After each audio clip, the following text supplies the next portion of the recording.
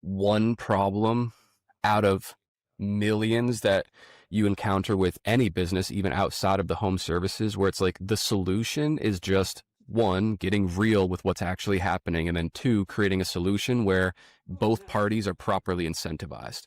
If you put the right incentive structures in place, almost anything can be worked out in a way where both people feel like they're winning. Yeah.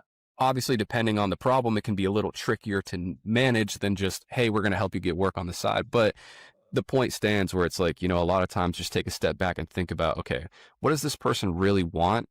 And what do I want? And if there's any way to just bring those two things a little closer together so we both get a piece, we can make it shake and make it happen like that. So, Yeah.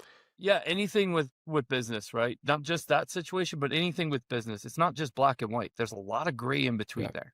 Look at the gray areas, right? That's where I got really good at it and why I scaled from 0 to 22 million with 130 employees in 12 years and sold to Mm, PE. Like, yeah. I was very good at seeing the gray area and creating a win-win for everybody in the situation. Yeah. On that note, too, with the gray areas and stuff, like there's not necessarily rules either.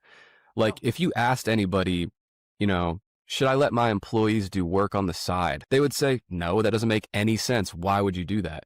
But then again, it's like rules are meant to be broken. And sometimes the actual solution is to like do the counterintuitive thing at times, which again, that is seeing the gray where it's like, hey, there's this thing.